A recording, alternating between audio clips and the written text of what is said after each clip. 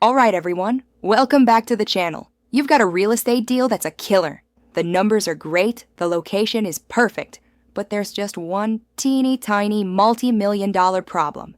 You can't afford to actually buy it. Ring a bell? That's what we're breaking down today. This isn't just having people give you cash. It's all about building a professional, credible, and totally legal system to fund your deals. We're going to walk you through the entire system, from building your investment story to understanding the legal element that you simply have to get right, all the way through to finding and keeping good investors. So whether you're an old pro or just getting into the game, tune in because we're going to dive into raising capital for real estate transactions in detail. Before we dig into the nitty-gritty, you must consider the big picture. Raising capital successfully isn't one thing. It's 5 key areas working together. First, you need a solid strategic foundation. That's an evidence-based story of why your deal is a good investment. You can't wing this. Then, you need to build your capital structure. That's how you mix debt and equity, deciding who gets paid out first and who takes more risk for a bigger reward. Second is legal compliance. And I know, yes, this has all the makings of a snooze fest. But screw this up and you'll be packing up your career before it's even started. Don't panic.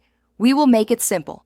Once the legal framework has been sorted out, you need professional documentation, what you actually show to interested investors to outline the opportunity. And then it all converges with execution. This is relationship building and massaging your outreach to reach the right people. Think of this as your roadmap. We're going to work through all of these. Okay, so let's begin at the beginning. Your investment thesis. This is the fundamental case for your deal. It's not an emotion, it's a facts-based narrative that addresses 3 easy questions. Where, what, and how. Where is your market? You must be looking at areas where demand far outpaces supply. How do you know? Look at job growth, population migration into the marketplace, maybe good tax regimes or a lower cost of living. These are all predictors of demand. And then the what is your type of property, multifamily, industrial, retail, and your how is your business plan. Are you going to be a buy and hold or doing a value add rehab to get appreciation? A solid thesis also takes into account supply constraints. Hard places to build in, like coastal cities with lots of regulations, are typically more durable through slumps because there's less risk of a whole slew of new properties breaking up and destroying your rents. Your thesis is your spine. If it's not strong, everything else will be off. Let's talk about the world we're operating in today. This is not conjecture. This is what's actually happening in the market. And the biggest headline is interest rates. A recent survey of commercial real estate executives found that a whopping 83% of them cite interest rates as their first worry. It's the defining factor. High borrowing costs impact everything there is to the math of a deal. But here's the good news. Despite that nervousness, there is a whole lot of hope that capital really will be there. 99% of the very same leaders think equity capital will be the same or better this year, and 98% think the same of debt. What this suggests is that while it's tough right now, the smart money is banking on us being in for a rebound. Your job as a sponsor is to construct deals that can withstand today's volatility, so you are positioned to be a winner when the market turns. Okay, let's get down to brass tacks. The capital stack. It's just a fancy term for the multiple levels of cash that you contribute to purchase a property, and it's all risk, reward, and priority of payment. Imagine a pyramid. At the bottom of the pyramid, with the lowest risk, is senior debt. This is your standard bank mortgage. It's paid back first, so it's safest, and it pays the least, 5%. At the top of the pyramid, with the highest risk, is common equity. This is usually your money and your investor's money. You're paid last, after everybody else. If they default, you get wiped out first. Because of that huge risk, you're taking the highest return, like a 10% or higher internal rate of return. In the middle, you have in-between stuff like preferred equity and mezzanine debt that fill in the gap. They're middle risk and middle returns.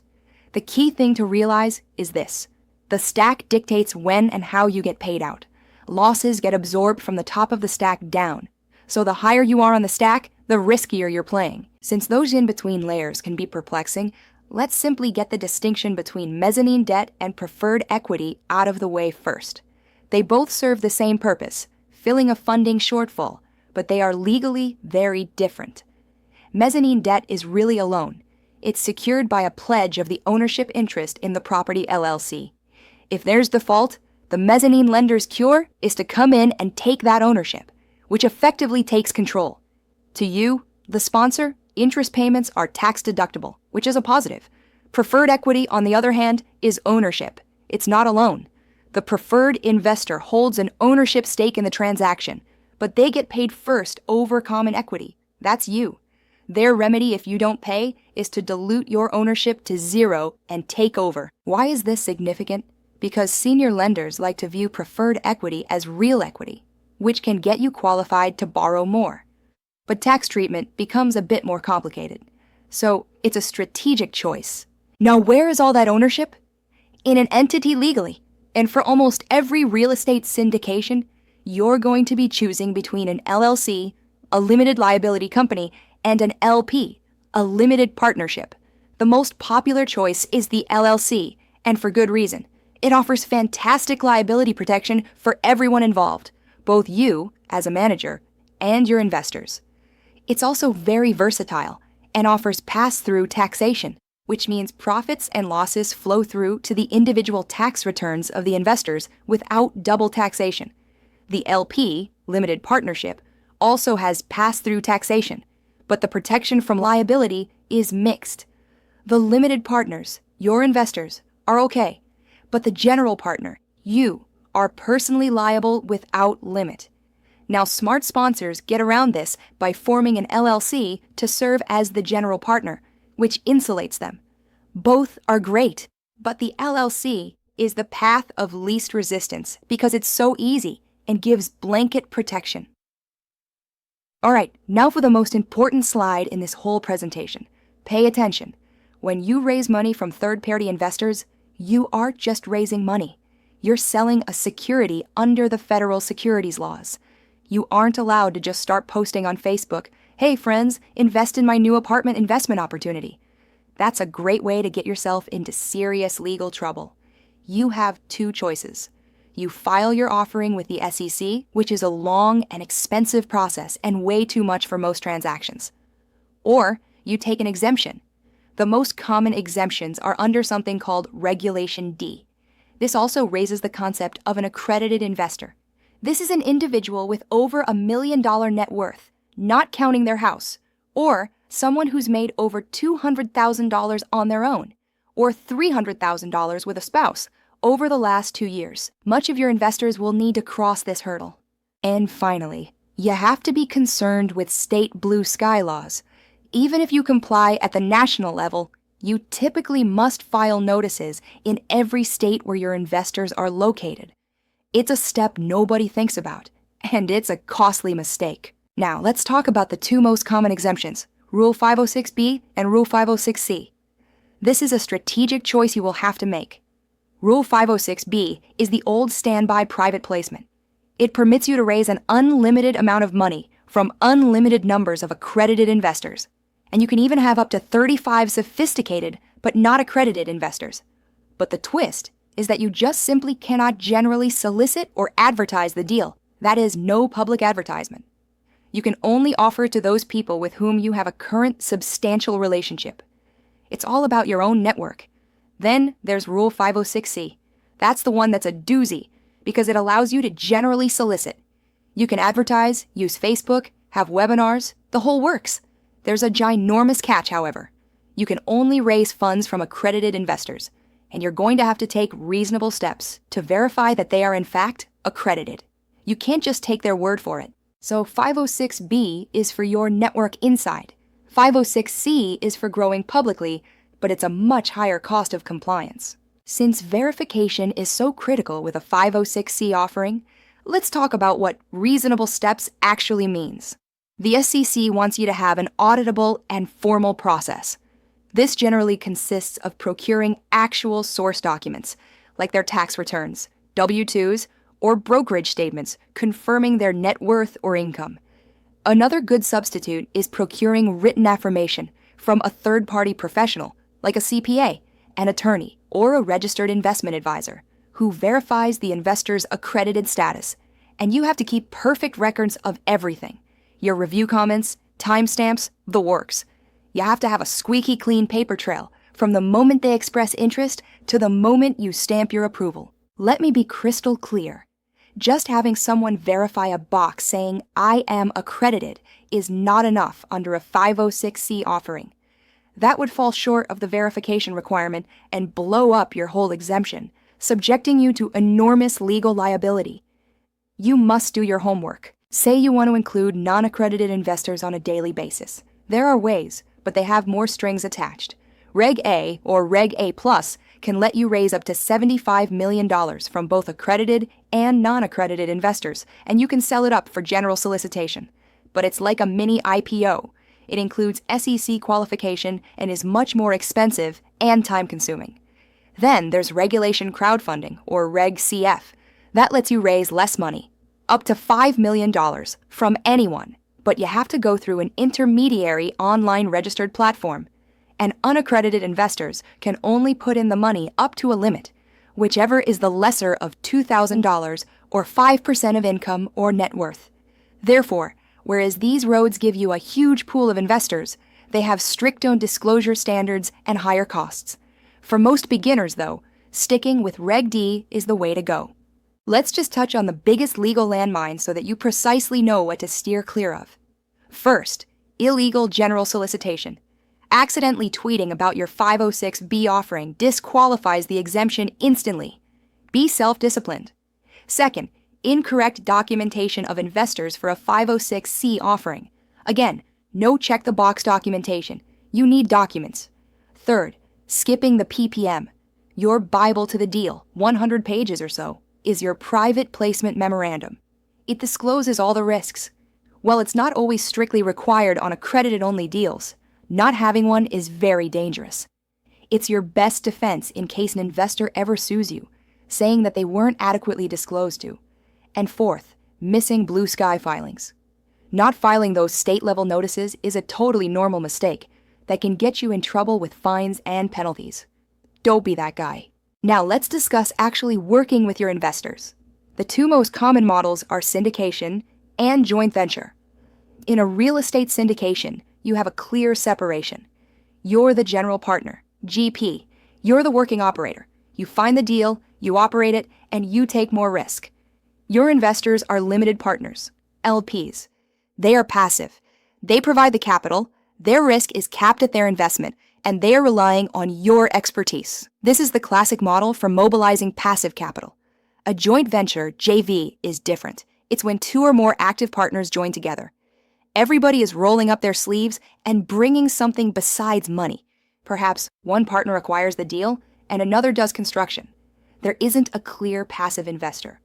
For most of you viewing, the syndication model is what you'll employ to create a portfolio of passive investors. One of the most common questions I'm asked is, how does the sponsor, the GP, get paid exactly? It's very much in your investor's best interest for you to be frank with them on this point. Your compensation is a mix of fee and profit share. You typically earn an acquisition fee when you close on the property, usually 1 to 2% of purchase price for originating and underwriting the deal. You will get a property management fee, a percentage of the gross rent, for day-to-day management. There's typically an asset management fee, a minor annual percentage for your ongoing strategic management. And if you're building something, you'd get a development fee. And when you sell off the property, you can get a disposition fee for carrying out the sale process. But the actual payback, the cash that transforms your life, is not from these fees. It's from the promote, which we'll talk about next. This is where the magic happens, the equity waterfall. This is the model that dictates how profits get shared between you and your investors, and it nicely aligns your incentives. It works in phases.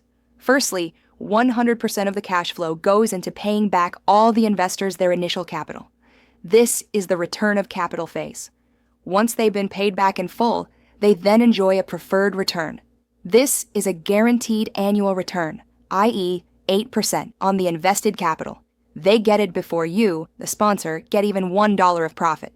After pref is fulfilled, there's typically a catch-up provision wherein you, the GP, get a larger slice of the pie for a period of time until you've caught up to the return the LPs have been seeing. Finally, we hit the promote. That's your carried interest. Now the split favors you in order to reward you for surpassing. For example, the transaction may become an 80-20 split between the LPs and GP on reaching a given return hurdle. That is, your biggest payoff is rightfully contingent upon making great returns for your investors. It's a beautiful system. You can't do any of it without the right paperwork. There are 2 key documents you need to know. Then, there's the Private Placement Memorandum, PPM. It is your large, comprehensive investor document. It can be 100 pages and it has everything: the executive summary, your background, market research, investment terms, financial projections, and a very, very long list of risk factors. This is not a sales brochure. It is a disclosure document that protects you. The second is the pitch deck. That's the opposite. It's a brief, sexy 10 to 20 page visual summary designed to get their attention and set up a meeting. It's your hook. Most important is that your pitch deck and your PPM must be in sync. The story you tell in the deck must align with the hard facts in the PPM, or you're out of credibility. To really impress sophisticated investors, you have to get out of the base case sun in the face. You have to show them that you've thought about what can go wrong. This is sensitivity analysis. It's basically stress testing your financial model. You ask what-if questions. What if my rental income is 5% lower than I project? How does that affect my cash flow? What if I've got to refinance at a 2% increase in interest rates? Can I still service the debt? What if I have to sell at a higher cap rate or a lower valuation? How does that kill my projected returns? By presenting these worst-case scenarios, you are not demonstrating weakness. You are demonstrating that you are a professional who is prepared for volatility, and that builds enormous trust and confidence. Well, who are you actually going to pitch exactly? Your targets usually fit into 2 buckets. First, high net worth individuals. Doctors, lawyers, successful business people. They're looking for passive income, tax benefits like depreciation, and diversification from the stock market. They love deals with strong cash flow. Second, institutional investors. These are the institutional guys: pension funds, endowments, insurance companies. They have large amounts of money and usually invest a percentage in real estate. They affiliate themselves with experienced sponsors who have a good track record. To grow beyond your inner network, you will likely be required to use a 506c exemption and mount a professional marketing campaign. That means building a site, producing content, and even developing connections with financial professionals who have high net worth clients. It's easy to attract an investor. It's not as easy to keep them for the next 10 deals. That is where your investor relations strategy becomes important. It has 3 pillars of support. First, consistent messaging. Every report, every email, every update must be clear and consistent with your brand. Second, transparency and accountability. Tell the truth, especially when things are tough. A bad update given in good faith is better than nothing. Nothing creates fear and distrust. And third, managing expectations. From day one, you will be clear about the long-term nature of real estate investing. During market volatility, your regular communication will be the anchor that keeps your investors from making emotional decisions. Your objective is to turn a one-time investor into a long-term capital partner. Finally, you can't do all of this on spreadsheets and Gmail. To scale properly, you need technology. You're going to need a proper real estate CRM, like Syndication Pro. It stores all your investor contacts, conversations, and, most importantly, all of those 506c verification documents in one safe, organized place. And an investor portal is a game changer. It's software that automates your reporting. It sends out quarterly reports, distribution notices, and tax documents like K-1s automatically. It gives your investors access to 24/7 of their portfolio performance. This technology stack does 2 things. It makes you look professional and institutional, and it automates a huge amount of admin time, freeing you up to go get the next big deal. If you like this video and wish to proceed with your real estate learning, then subscribe to the channel and hit the bell so that you can know what's in store next. To keep your momentum rolling, I've chosen another video for you that will help you in your investing journey. You'll see it right here on the screen. Just click it and go ahead and learn some more. Thanks for watching. I'll see you in the next one.